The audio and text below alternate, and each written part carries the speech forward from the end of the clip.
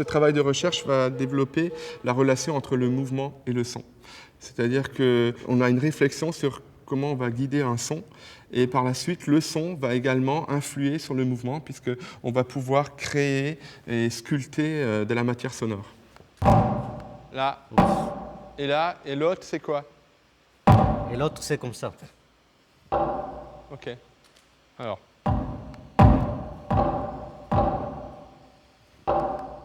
Dans ce gong que je fabriquais, il y a un capteur 9 axes, on appelle ça, et dans lequel il y a des accéléromètres, des gyroscopes et des boussoles en 3 dimensions. Et donc on va utiliser toutes ces données pour produire du son et déclencher du son aussi.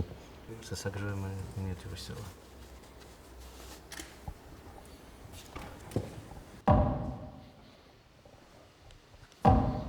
Et comme ça, c'est ta. Voilà. Un freeze. Donc,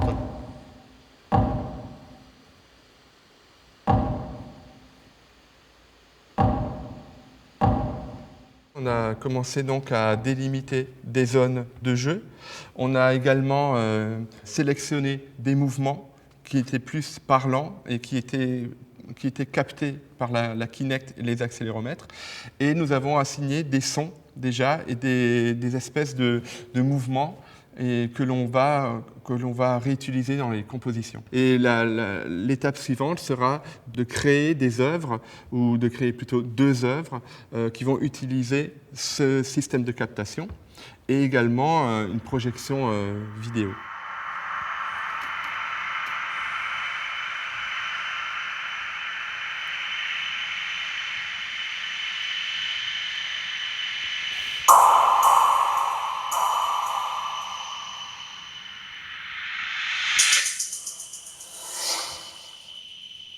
J'étais invité pour ce projet en tant qu'artiste visuel et je fais surtout tout ce qui concerne traitement d'images et capturation d'images et analyse, et donc aussi la création vidéo de la pièce.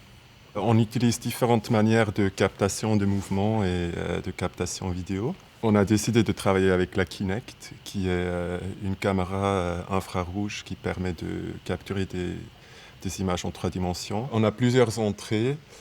Les 3 que j'utilise, et surtout celle que j'utilise, c'est celle-là. En fait, ça nous permet d'extraire la silhouette du performeur ou de plusieurs personnes qui sont devant la caméra. Ensuite, pour le travail de vidéo, donc avoir des points avec des coordonnées, c'est beaucoup plus intéressant que d'avoir juste une image, parce que du coup, je peux avoir des traitements algorithmiques sur ces coordonnées. Les points, ils peuvent bouger, ils peuvent se déformer, ils peuvent faire plein de choses.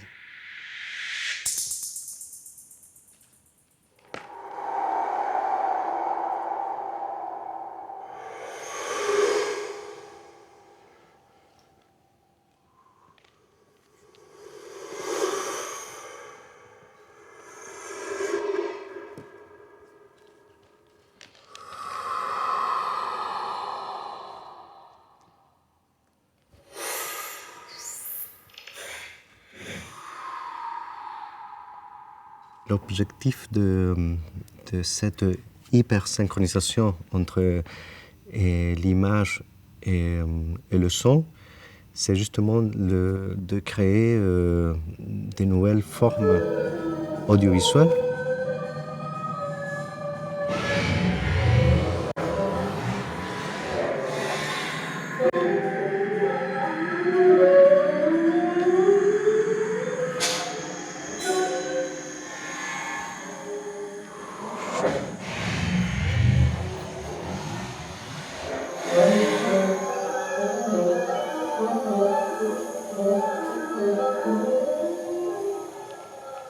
Cette captation de gestes en 3 dimensions nous a permis de virtualiser l'instrument et de ce fait de se concentrer juste sur le mouvement.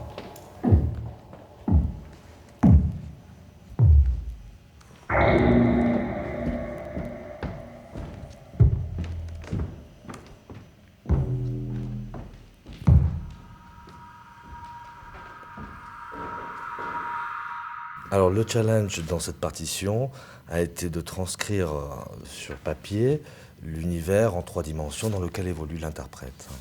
Alors nous avons découpé l'espace qui est en 3 dimensions. C'est l'espace que j'ai devant moi, donc devant les performeurs, en 18 cubes virtuels, c'est-à-dire cour, milieu, jardin. On a 3 hauteurs, donc bas, milieu, haut, et 2 profondeurs. On a face et lointain. Alors, 1, 2, 3, 4, voilà, 5, C'était ça. 6, 7, 8. Termine avec impact 56. Alors, pour indiquer à l'interprète ce qu'il a à exécuter, je vais indiquer sur cette partition donc, qui est séparée en 2, en haut pour la main droite, en bas pour la main gauche. J'écris de manière traditionnelle un solfège. Donc, on a les 3 zones ici, A, B et C, qui correspondent aux 3 hauteurs de cubes. Et pour la profondeur, par exemple, je veux lui dire de jouer une noire dans la hauteur B, dans la case 5, que j'indique ici. Voilà. Et pour José Miguel, j'indiquerai en haut que c'est l'événement numéro 1. Voilà. Donc par exemple, je prends la main ici, je vous montre les cubes. Donc il y a le plan A, B, C. Donc je vais passer ma main gauche face à la caméra. Et donc le 5B, il est là où je vous montre, c'est ici. Donc vous allez entendre le déclenchement.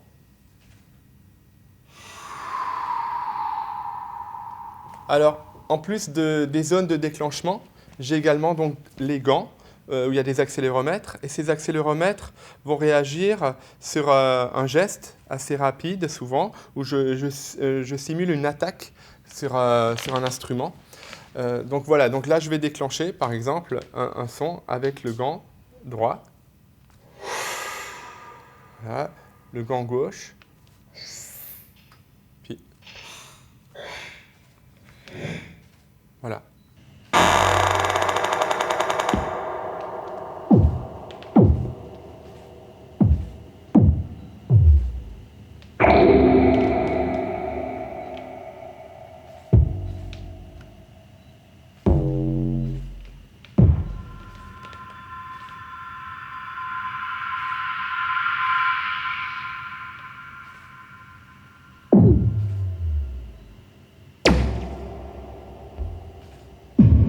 La dématérialisation d'un son ou plutôt d'un instrument permet donc de se focaliser sur le mouvement et le mouvement peut donc déclencher des sons mais également sculpter du son, laisser une empreinte. C'est-à-dire que je peux, par exemple, dans un cube, je peux prendre un son et descendre le son dans le grave, le monter dans l'aigu, également jouer avec l'intensité en allant en avant et également actionner des traitements de son en allant, par exemple, vers la droite. Ce qui permet d'avoir une incidence sur l'enveloppe sonore et de pouvoir sculpter le son. Ainsi, le mouvement devient son. Et ce qui est intéressant, c'est que le son lui-même va diriger le mouvement. Donc le son et le mouvement ne font plus qu'un.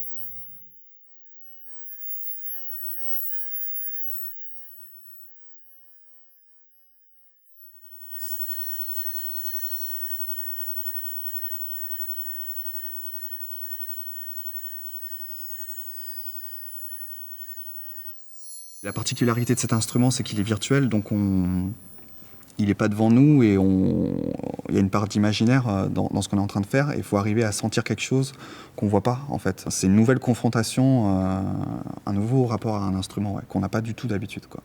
Cette expérience, elle se différencie des autres expériences à l'HM parce qu'elle est plus poussée au niveau de la technologie qu'elle utilise. Donc ça, effectivement, c'est quelque chose auquel on n'est pas confronté à la classe. Après, je trouve qu'il y a quand même un lien par rapport au travail qu'on fait parce qu'on est très souvent à la classe en rapport avec des pièces mixtes, d'électronique et acoustique, les deux à la fois.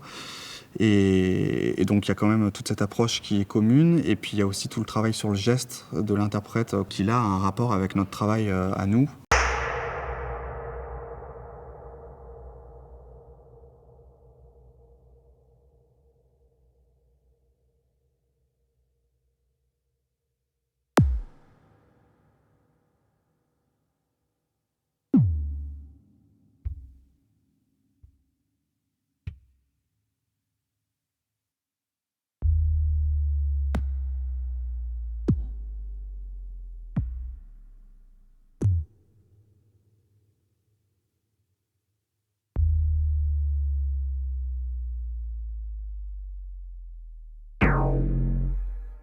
Moi, j'étais très intéressée dans ce projet par justement cet accès aux gestes dont on parle peut-être pas assez souvent, ou on en parle parce qu'on est obligé de s'investir au niveau des gestes en percu, mais le fait qu'il n'y ait pas d'instrument, on est vraiment obligé de se concentrer que là-dessus, et du coup, peut-être ça va nous décoincer, entre guillemets, pour s'élargir, pour s'ouvrir, et pour penser peut-être aussi plus respiration, parce qu'on n'est plus focalisé ni sur une partition, ni sur un instrument, ni sur une technique de frappe ou quelque chose comme ça. Du coup, moi, j'ai toujours été intéressée par tout ce qui était gestuel et danse ou autre, donc du coup, j'étais aussi partante pour ça.